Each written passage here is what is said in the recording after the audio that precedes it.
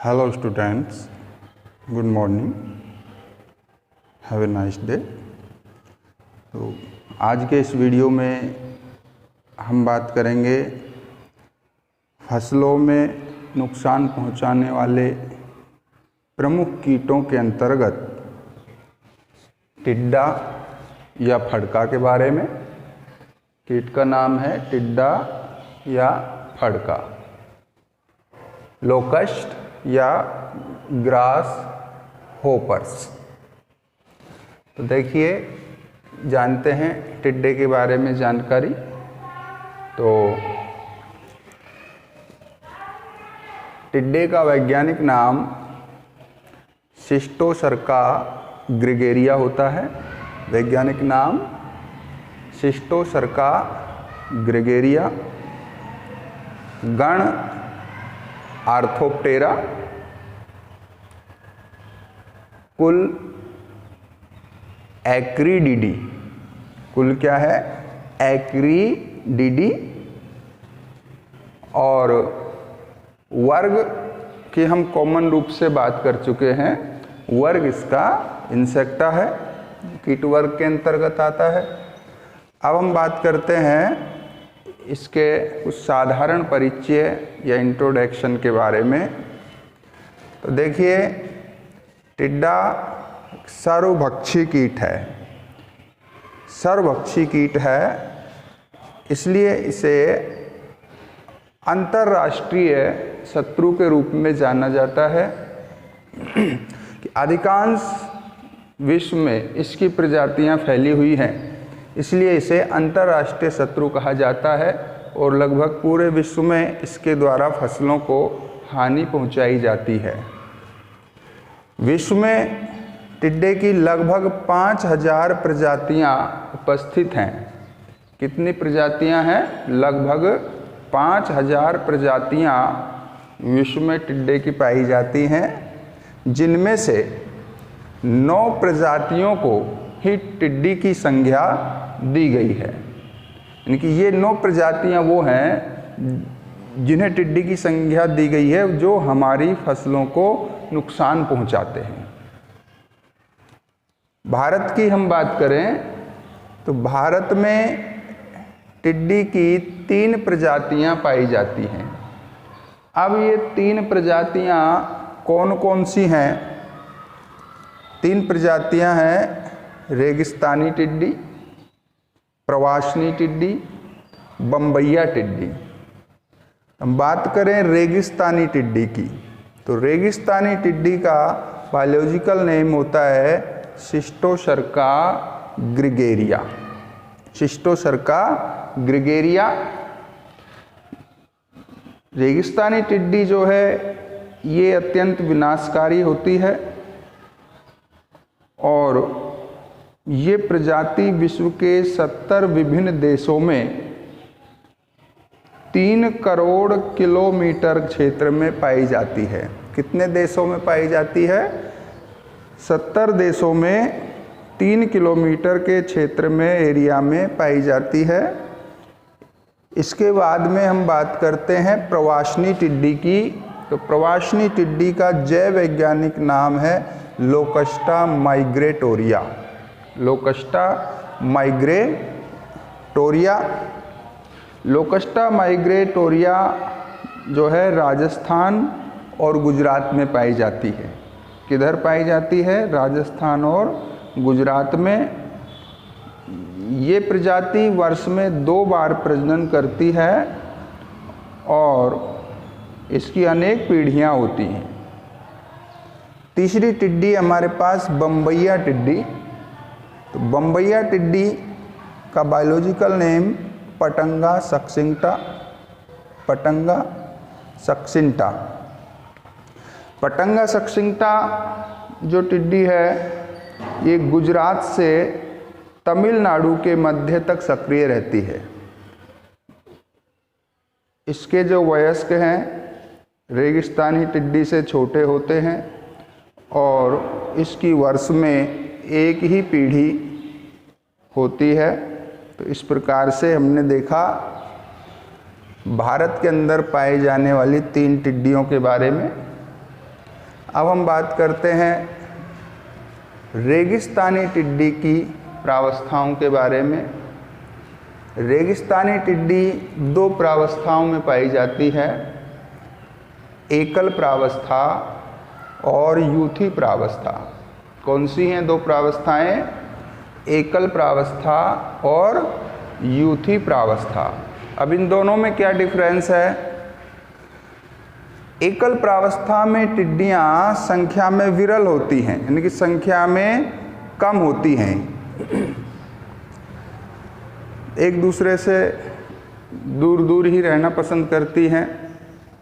यूथी प्रावस्थाओं में सघन संख्या में, यानी कि झुंड में या समूह में टिड्डी दल पाए जाते हैं। तो जैसे हमारे यहाँ पर जो टिड्डी दल हमारे खेतों पर आक्रमण करते हैं, तो ये हम देखते हैं कि पूरा का पूरा दल आता है। जैसे दौसा में इस बार टिड्डी दल आए थे, बांदीकुई में भी एक दो बार यहाँ से गुजरे हैं। तो जब आसमान में से टिड्डी दल गुजरता है तो आसमान भी दिखना बंद हो जाता है और टिड्डियाँ ही टिड्डियाँ हमारे ऊपर दिखाई देती हैं। तो वो दल में यदि टिड्डी आ रही हैं तो वो यूथी प्रावस्थाओं वाली टिड्डियाँ होती हैं। अब एकल प्रावस्था संख्या में कम है, ये विरल होती हैं। इनके जो अर्भक हैं निम्ब, ये होते हैं हरे रंग के, वयस्क होते हैं धूसर रंग के। अब हम स्पेशली यूथी प्रावस्था की बात करते हैं। यूथी प्रावस्था के अंदर क्या होता है? इस अवस्था में टिड्डी के अर्भक या निम्ब बहुत अधिक संख्या में झुंड में या समूह में पाए जाते हैं।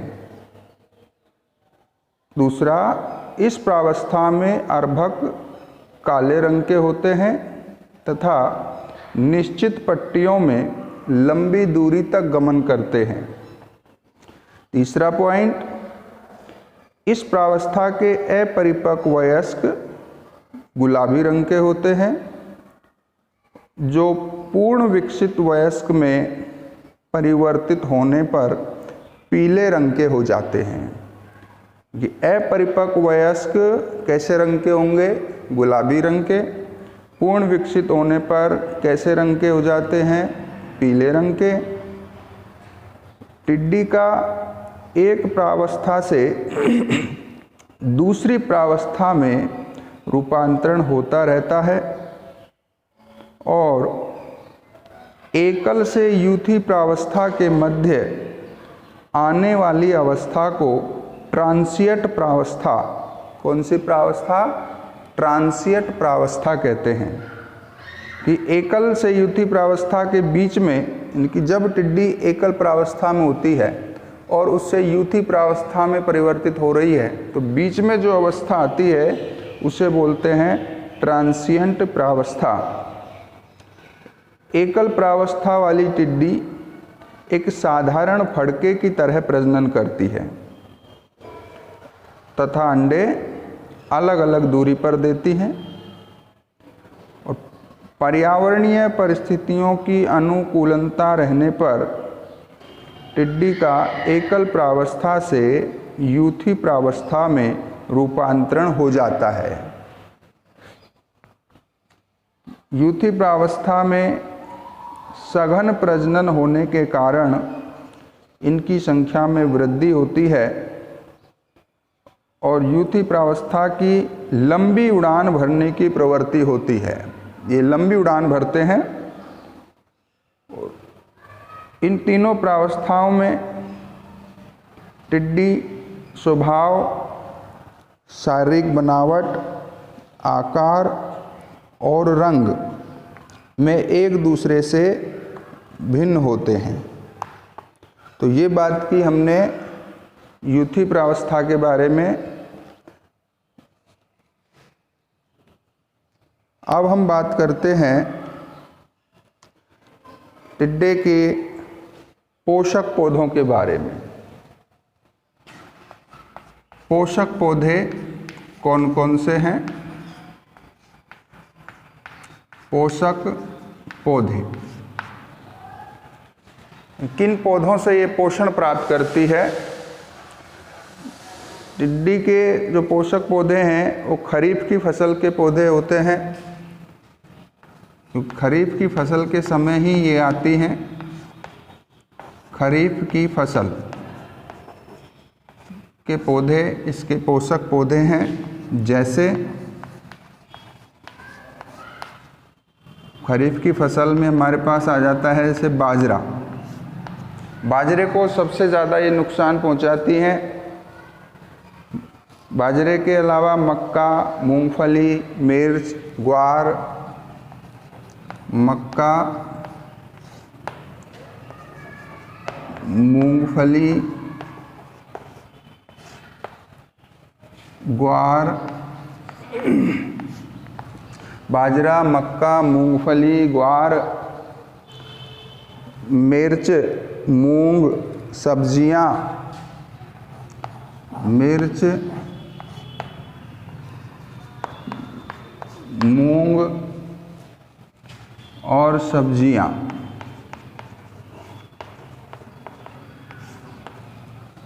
इसके अलावा फल वृक्षों की पौध,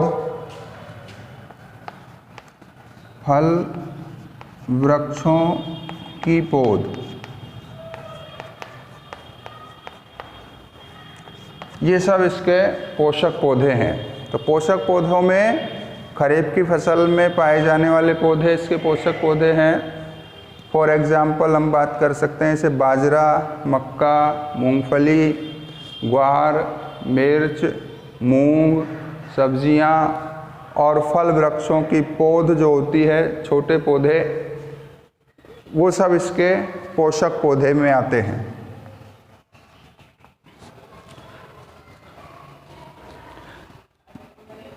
इसके बाद में हम बात करते हैं क्षति और महत्व की।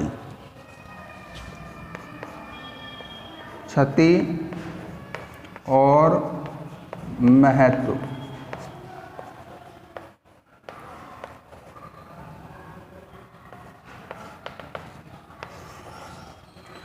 टिड्डे के द्वारा किस प्रकार से क्षति पहुंचाई जाती है? तो देखिए, टिड्डी के अर्भक और वयस्क दोनों ही क्षति पहुंचाते हैं। अर्भक क्योंकि इसमें अपूर्ण कायांतरण है, तो लार्वा अवस्था तो इसमें है नहीं, इसलिए इसके अर्भक और वयस्क ही दोनों ही क्षति पहुंचाते हैं। अब क्षति कितनी मात्रा में होगी, कितने प्रतिशत हमारी फसल को नुकसान इसके द्वारा होगा, वो निर्भर करेगा कीट की संख्या पर। क्षति की मात्रा किस पर निर्भर करेगी? कीट की संख्या पर निर्भर करती है। टिड्डी जो है, कुछ पौधे हैं जिनको खाना पसंद नहीं करती, जैसे आक, आकड़ा, नीम, धतूरा, जामुन, शीशम और अंजीर। आक, नीम, धतूरा, जामुन, शीशम और अंजीर के अलावा ये किसी भी वनस्पति को संपूर्ण रूप से खा सकते हैं। उनकी पत्तियां, तने जो भी हैं वो सब को ये खा सकते हैं। और या बालियां हैं, बाली भी ये खा सकते हैं। तना, पत्ती, बाली जो भी हैं सभी भागों को ये खा सकते हैं। इसके बाद में हम बात करेंगे टिड्डी के जीवन चक्र की। तो टिड्डी के जीवन चक्र में देखिए, टिड्डी के लैंगिक रूप से परिपक्व वयस्क पीले रंग के होते हैं। लैंगिक रूप से परिपक्व वयस्क कैसे रंग के होंगे? पीले रंग के होंगे। और इसकी मादाएं अंडे देने के लिए बलुई मिट्टी पसंद करती है। अंडे देने के लिए कौन सी मिट्टी पसंद करती है? बलुई मिट्टी। मादा अंडे भूमि में 10 से 15 सेंटीमीटर की गहराई में 50 से 150 तक समूह में देती है कि 10 से 15 सेंटीमीटर की गहराई में भूमि में 50 से 150 तक के समूहों में अंडे देती है और एक मादा 500 तक अंडे दे सकती है, 500 तक अंडे दे सकती है। अंडे चावल के दाने के समान पीले रंग के होते हैं, जिनकी लंबाई 7 से 8 मिलीमीटर और मोटाई 1 मिलीमीटर तक होती है। अंडों का प्रस्फुटन काल 10 से 40 दिन का होता है। प्रस्फुटन काल कितना है? 10 से 40 दिन तक, यानी कि अंडे देने के 10 से 40 दिन बाद अंडों से इसका अर्भक या निम्फ बाहर आ जाता है। इसे बोलते हैं प्रस्फुटन काल। अब अंडों से कृमि के आकार की लट भूमि से बाहर आकर अर्भक में बदलती है। अर्भक 5 बार त्वक निर्मोचन या त्वचा निर्मोचन करके 3 से 10 सप्ताह में वयस्क में बदल जाते हैं और पूर्ण विकसित वयस्क 10 से 15 दिन में लैंगिक रूप से परिपक्व होकर प्रजनन आरंभ कर देते हैं। पूर्ण विकसित वयस्क 10 से 15 दिन में लैंगिक रूप से परिपक्व हो जाते हैं और जनन के लिए तैयार हो जाते हैं। टिड्डी वर्ष में 2 बार ग्रीष्म और शीत ऋतु में अंडे देती है। एक तो गर्मियों में देती है अंडे और एक सर्दियों में अंडे देती हैं, कि 2 बार अंडे देने का समय है इनका। तो इसके बाद में हम बात करते हैं अब टिड्डी के प्रबंधन के बारे में, कि इसका प्रबंधन किस प्रकार से हम कर सकते हैं।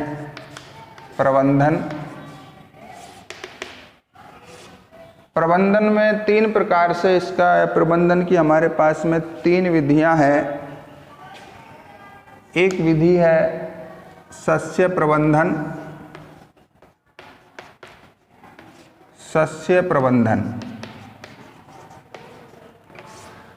दूसरी हम इसके बाद में बात करेंगे जैविक प्रबंधन की, और तीसरी बात करेंगे रासायनिक प्रबंधन की। सस्य प्रबंधन में देखिए क्या करते हैं। सस्य प्रबंधन में रात्रि में और सूर्योदय से पहले, यानी कि सूर्य निकलने से पहले, एक जगह पर एकत्रित अर्भकों व वयस्कों को आग की लपट फेंकने वाले यंत्र, जिसे हम बोलते हैं फ्लेम थ्रोवर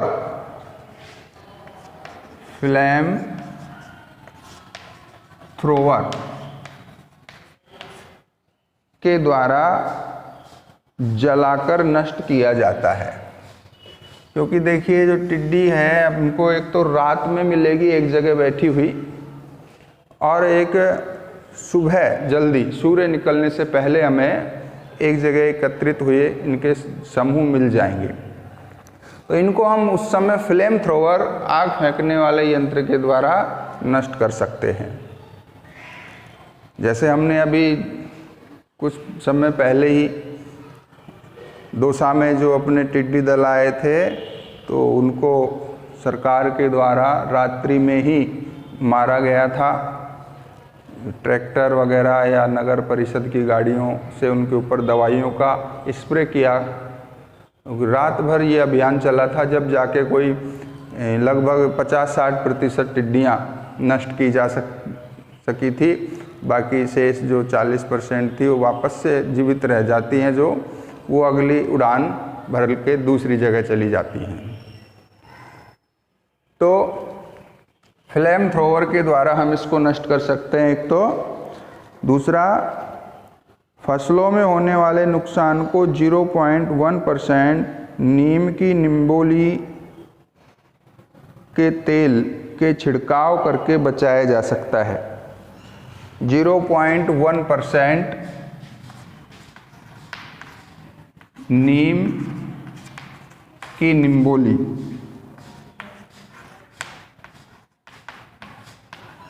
नीम की निम्बोली का तेल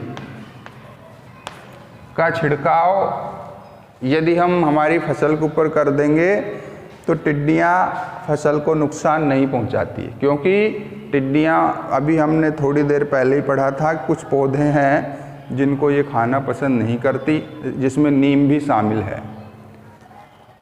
तो नीम की निम्बोली 0.1% सॉल्यूशन बनाकर फसल पर छिड़काव कर देंगे तो ये टिड्डियाँ हमारी फसल को नुकसान नहीं पहुंचाती हैं। इसके बाद में हमारे पास ये हो गया सस्य प्रबंधन। फिर इसके बाद में हम बात करते हैं जैविक प्रबंधन के बारे में। जैविक प्रबंधन इसका कैसे किया जाएगा।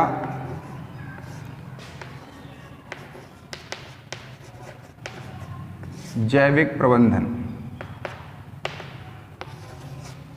जैविक प्रबंधन के लिए ट्रॉक्स प्रोसेरस नामक एक भृंग है, उसका उपयोग हम कर सकते हैं। ट्रॉक्स प्रोसेरस,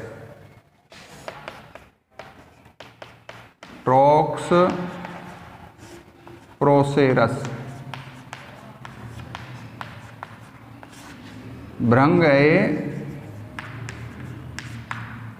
ये टिड्डी के अंडे खाना पसंद करता है।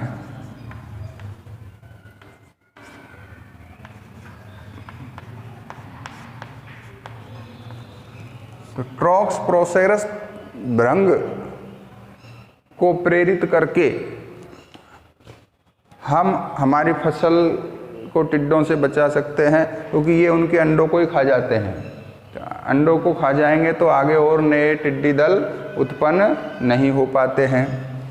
इसके अलावा बैसिलस थुरिनजिएंसिस जीवाणु का उपयोग भी हम कर सकते हैं। बैसिलस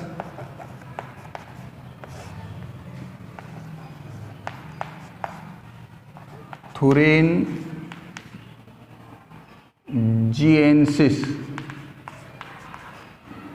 ये जीवाणु है।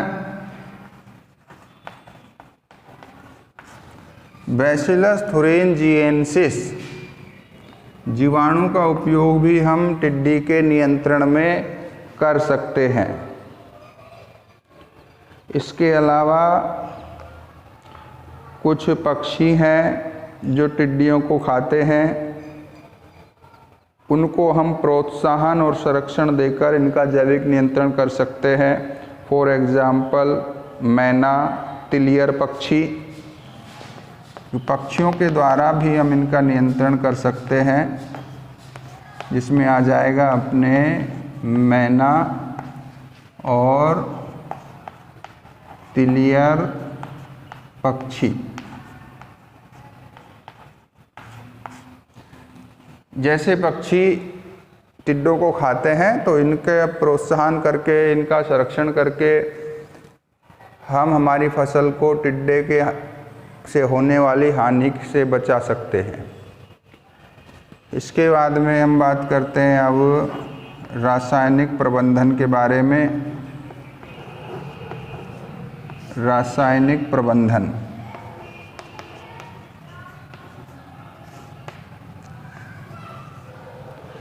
रासायनिक प्रबंधन में देखिए, कीट के प्रजनन स्थल के चारों ओर गहरी नाली या ट्रेंच खोदकर उसमें 2% लिंडेन के चूर्ण का भुरकाव करते हैं। लिंडेन चूर्ण 2% लिंडेन चूर्ण का भुरकाव करेंगे, जिससे इनके जो अर्भक हैं या निम्फ वो मर जाएंगे। पहले प्रजनन स्थल के चारों ओर गहरी नाली या ट्रेंच खोदी जाएगी, उसमें 2% लिंडेन चूर्ण का भुरकाव करेंगे, जिससे जो नवजात अर्भक हैं वो नष्ट हो जाएंगे। इसके अलावा अर्भकों के रास्ते में सुबह और सायंकाल जहरीला चारा मिलाकर फैला देते हैं। जहरीला चारा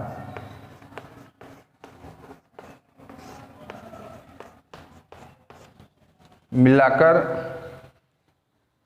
अर्भकों के रास्ते में सुबह के समय और सायंकाल के समय जहरीला चारा मिलाकर फैला देते हैं, जिसे अर्भक खाएंगे और अर्भक मर जाएंगे। अब जहरीला चारा कैसे बनाएंगे? देखिए, जहरीला चारा बनाने के लिए गेहूं की भूसी, जो सामग्री हमें चाहिए, एक तो हमें चाहिए गेहूं की भूसी प्लस सोडियम फ्लूओसिलिकेट,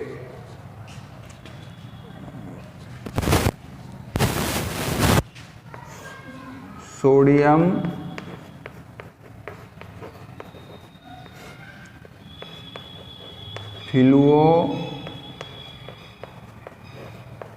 फ्लूओसिलिकेट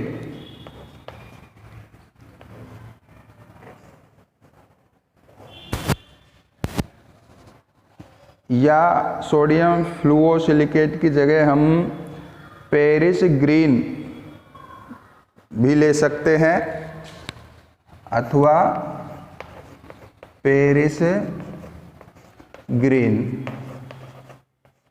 इन दोनों में से कोई भी एक विष हम ले सकते हैं, सोडियम फ्लूओसिलिकेट या पेरिस ग्रीन में से। इसके अलावा इसमें मिलाया जाता है थोड़ा सा सीरा,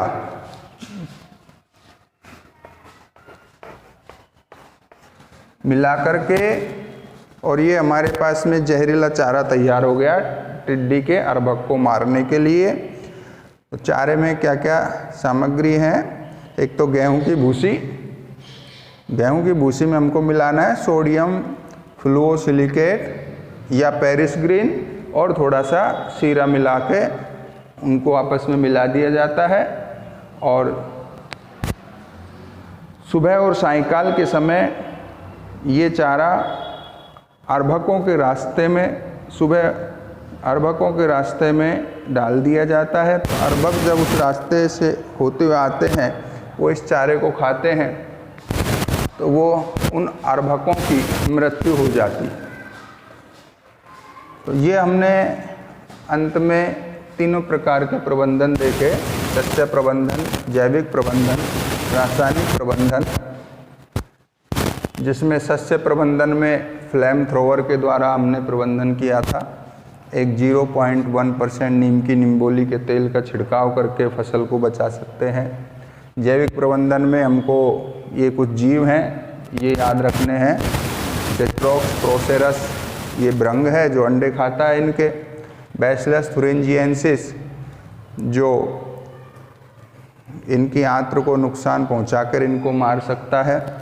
और कुछ पक्षी हैं जैसे मैना, तिलियर पक्षी, ये टिड्डों को प्रत्यक्ष रूप से डायरेक्ट अपने भोजन के रूप में ग्रहण करते हैं। रासायनिक प्रबंधन में एक तो अर्भकों के रास्ते पर ये अपने खेत के चारों तरफ